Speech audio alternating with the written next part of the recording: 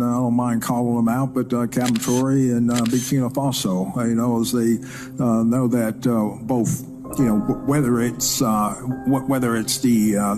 gold reserves, that is all those proceeds are just in exchange to protect the junta regime. There's a number of examples across, even in Sudan. On April 4th, 2025, just a day after General Langley's erroneous claim, Ibrahim Traore narrowly escaped a coup attempt. The plan was simple: storm the presidential palace and take out Traoré. But somehow, Traoré's men were able to stop the coup. Now, this wasn't the first attempt on Traoré's life. In fact, this was the latest out of 18 attempts to unalive him. But the timing of it and the fact that the people behind the coup fled neighboring Côte d'Ivoire, a Washington-backed state where US troops had recently expanded their presence, seemed odd. So why did the coup happen? Well, besides the fact that Traoré is famous, I'm talking worldwide kind of famous, his rise has been somewhat surprising. In the space of 2.5 years, he has gone from coup leader to Africa's most popular leader. Somehow, Traoré also finds a way to steal headlines. But how does the coup part come in? Well, Traoré doesn't exactly like to play it cool, and let's just say he has pissed off some really powerful people. But before we jump into why he's being hunted down, let's go back to the beginning. Long before Traoré dreamt of leading Burkina Faso. You see, Traoré was born in 1988 in Bondoku, a modest town in western Burkina Faso. He was raised in a devout Muslim family, and from a young age, he displayed academic promise, especially in the sciences. And before long, he was studying geography at the University of Ouagadougou. After university, Traoré decided to try something different: the military. In 2010, he enlisted and quickly gained recognition for his discipline and tactical acumen. He was deployed with the United Nations Peacekeeping Force in Mali, where he witnessed firsthand the devastating effects of terrorism and the often contradictory role of foreign troops in African conflicts. This experience shaped his growing skepticism towards Western military interventions. So by the time he led a coup in September 2022 that ousted Lieutenant Colonel Paul Henry Sandaogo Damiba, he wasn't just some opportunist. He was a man with a vision, an African free from neo-colonial chains, and he wasn't afraid to say it out loud. Now, if you're really familiar with the current world order, or you at least have some knowledge of it, you'll know a couple of things about the West. Besides taking Israel's side on virtually every conflict, the West loves controlling and exploiting less powerful countries. It's what their entire civilization was built on, and it's how a country like France with 0 gold mines has very high gold reserves. And it doesn't stop there. The CFA franc, a currency used by 14 former French colonies, including Burkina Faso, up until Traoré took over, it's fixed to the euro, meaning these nations trade freely with Europe but effectively accepts French control over their monetary policy. That's no accident. The system is designed to keep African countries in line. France literally vetoes changes to the CFA's rules, ensuring its former colonies must park foreign reserves in France to get financial liquidity. Traoré understands this and he's even proposed the idea of a new Sahelian currency together with Mali and Niger. But Western influence doesn't end at financial control. In fact, financial control is only a tool for economic exploitation. Like in Burkina Faso, where until recently, most of their gold wealth went into the Western pockets. Global miners like Canada's IM Gold and Australia's Endeavour dominate the mines. These companies export raw gold cheap to Europe thanks to CFA's rules. While local processing is discouraged, this means a gold mining company could obtain gold for a few $100s, send it to Europe for processing, then resell for thousands of dollars. It's effectively a way to keep Africa in the losing corner. However, that has changed since Traoré got into power. He's maintained a policy of resource nationalism that seeks to maintain a percentage of state control in foreign mines, build a local refinery to maximize the profits from gold, and create a gold reserve for Burkina Faso. It's a strategy that will boost the economy of the country and effectively make it a regional power. And this is exactly the kind of thing the West has fought against for years. Traoré is basically challenging the West authority. And what happens when their authority is threatened? Heads roll. And I mean that quite literally. Just think of how Thomas Sankara got removed in a coup back in the 80s. Traoré seemed to be on a similar path. Beyond his developmental reforms, he has generally maintained an anti-West stance and taken a more pan-African approach. In Fatigues and the Red Beret, he has come across as a youthful figure that many compare to the late Thomas Sankara, especially in his pan-African ideology. Traoré arrived with the promise to fight the jihadist insurgents and to use Burkina Faso's rich mineral resources for the benefit of his 24 million citizens. One of his first acts as the head of state was to expel French troops from the country and also suspend French media, who he knew reported with a bias against his government. In speeches and interviews, he regularly criticized the West. On one of such occasions, he urged African leaders to stop behaving like puppets, who danced every time the imperialists pulled the strings. Rather than ally himself with the West, Traoré chose Russia as a more reliable partner. This has effectively soiled diplomatic relations with the West, particularly with France. In recent weeks, we've seen Traoré engage in a war of words with President Macron, with the pair regularly calling each other out. Meanwhile, Traoré has continually strengthened relations with Russia. At some point in May 2023, he even traveled to Russia to commemorate Victory Day, during which he later declared that he and his Sahelian counterparts were determined to crush terrorism and imperialism permanently. Such rhetoric, echoing the language of past Pan-African revolutionaries, found a receptive audience amongst many young Africans and diaspora activists. And while that in itself may not seem like an issue, after all, he's only putting African interests first. His direct challenge of the West, especially considering how he's gone about it, puts them in a weaker position in two ways. First, it makes the West's exploitations of Africa more evident. While it's not being a well-kept secret that the West continually exploits African countries, Traoré has taken it upon himself to make this clear to all African people. And gradually, his messages are beginning to take effect not just in Burkina Faso, but across the whole of Africa. This has greatly affected the position of the West in Africa. People who used to look up to Uncle Sam as an example of everything and anything good now understand that Uncle Sam isn't really interested in them, but taking their wealth, which means the next time the West wants to take something from Africa, they will need to try twice as hard. Traoré also seems to have revived the Pan-African spirit in many Africans. His constant criticism of the West and the way he stood against them without any fear screams one thing: you don't have to fear the West as an African leader. For many years across different African countries, African leaders had to do the West bidding out of fear of being removed from power. Traoré has continually changed their narrative. He's basically told the West to get out of his country and has continually called them out on so many issues. If there was something a lot of Africans admire about Traoré, it's his boldness. But that's probably what the West fears about him the most. They know that if Traoré is allowed to continue like this, it won't be long before we see glimpses of that Pan-African spirit throughout Africa, and maybe we'll even get an all-out anti-West revolution. For Africa, that may be good news, but for the West, the idea of an Africa where Africans are in the driver's seat, controlling their own destiny, doesn't sound so good. Not because Africans don't know how to rule themselves, because African civilizations have existed way before Europeans set foot on Africa. It's because the West basically loses their source of cheap raw materials and, of course, cheap labor, a concept that used to be known as slavery some 100-200 years ago. You think that after Lincoln fought a civil war and even lost his life, slavery will become a thing of the past. But the people in charge had other ideas.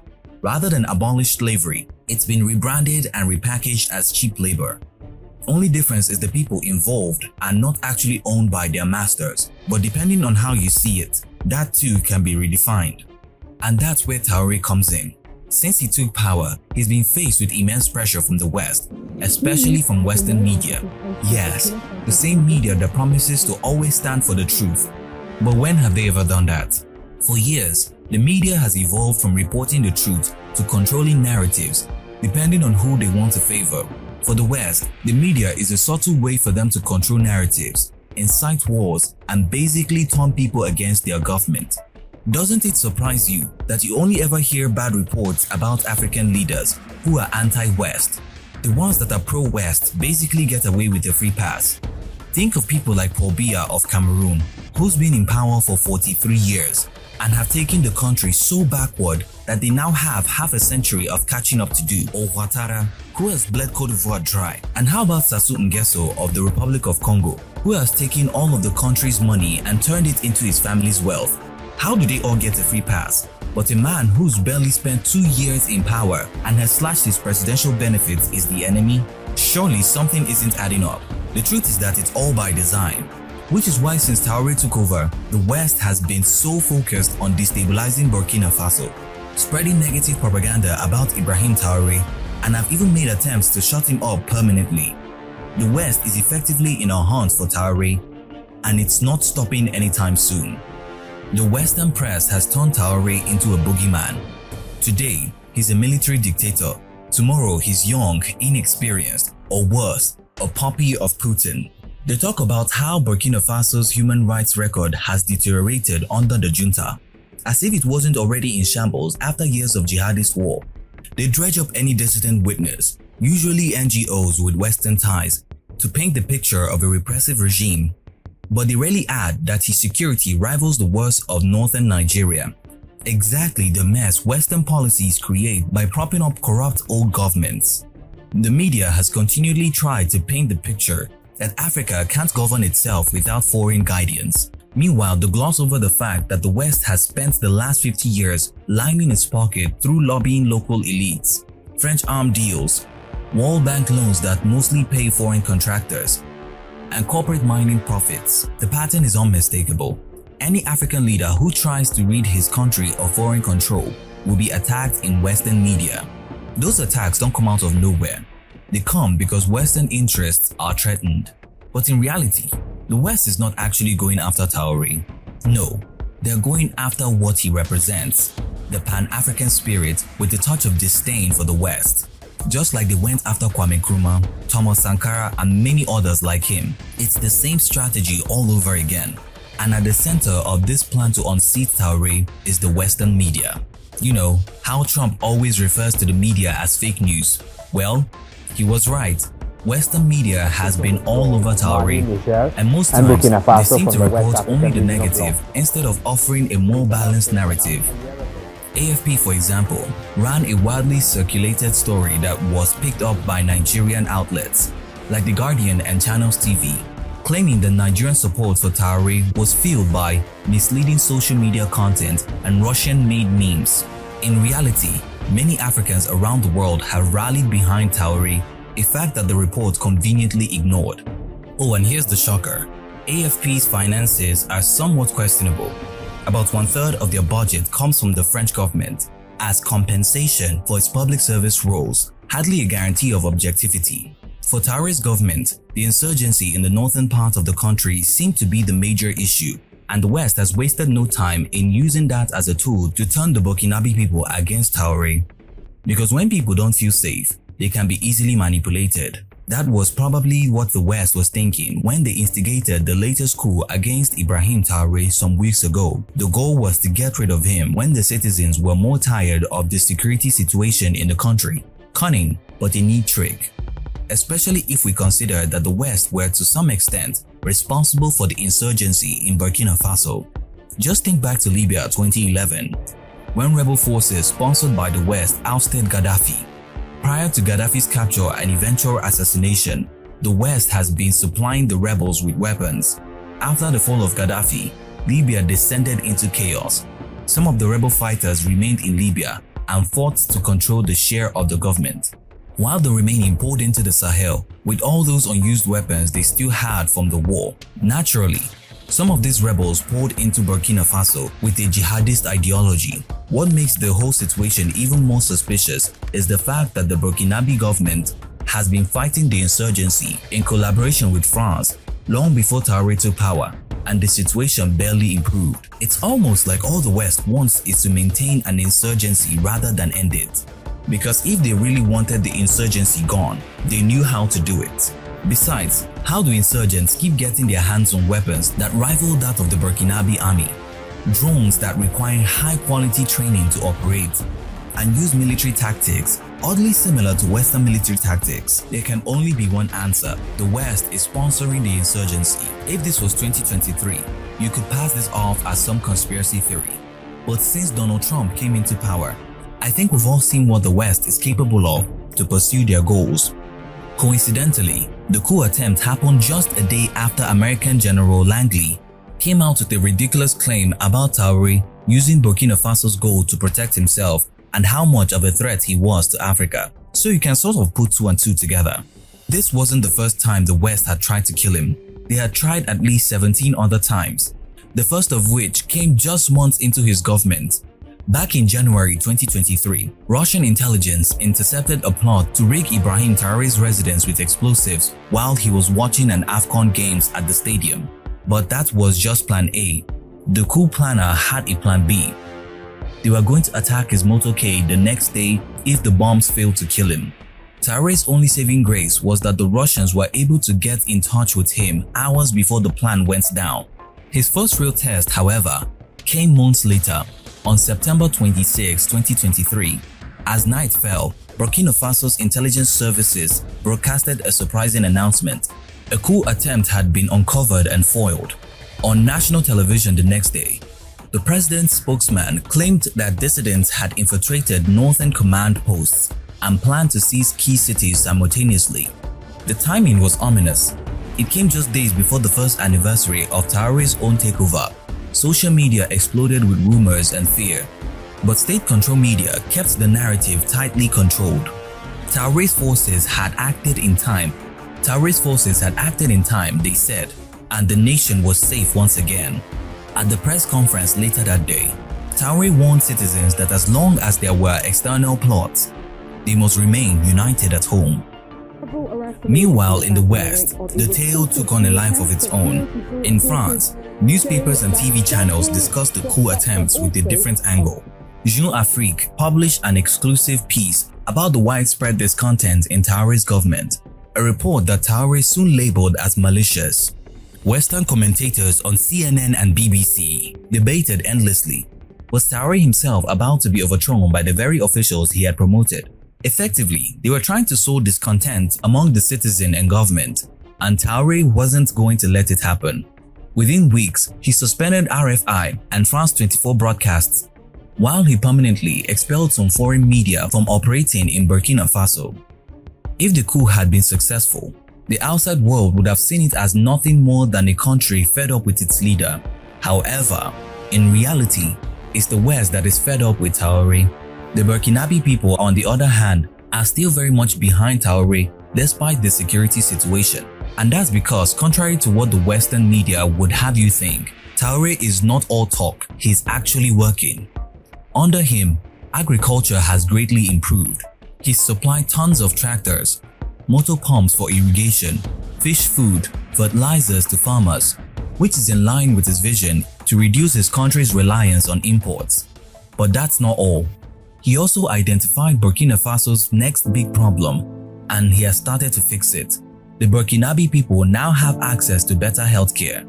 He's built new hospitals, clinics, provided free drugs, and solar refrigerators. Basically, he's giving the country's healthcare a whole new look. So as far as visions go, Traoré is a visionary leader, and he's just begun. Now, with the sheer number of assassination attempts on Traoré, you'd expect him to at least have been injured at least once. But Traoré has a way of coming out of these situations unscathed. And it's because of one big reason: Thomas Sankara. A lot of people like to make the comparison between Sankara and Traoré. And why not? They share similar Pan-African values and want to see Burkinabè people thrive without any influence from the West. Some even say Traoré is the second coming of Sankara. But as we know, with second comings, it's usually better than the first. Traoré has taken everything Sankara did and tried to improve on them. That includes his flaws and mistakes. Sankara came across as a simple man and didn't do much in the way of protecting himself.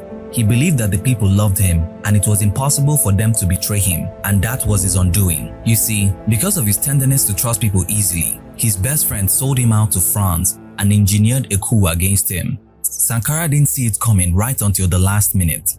Traoré is somewhat different in that regard. He knows the West are out to get him and has therefore made several arrangements on his protection. This has made him a difficult target for the West despite their numerous resources. Besides coups, The West has also constantly used their next best weapon, the media. You see, besides the usual negative reports about Traoré's government, there are certain rhetorics that the Western media maintains when reporting on Traoré's government. You'd have noticed the term like junta getting thrown around a lot. And trust me, it's no mistake. It's all by design. The idea is to constantly portray Traoré's government as illegitimate, a lie nonetheless. But it's repeated over and over again until it becomes the truth, or at least until some people believe it. But it doesn't end there, but they follow this up with ridiculous claims against a government, just like General Langley accused Traoré of using Burkina Faso's gold to enrich himself.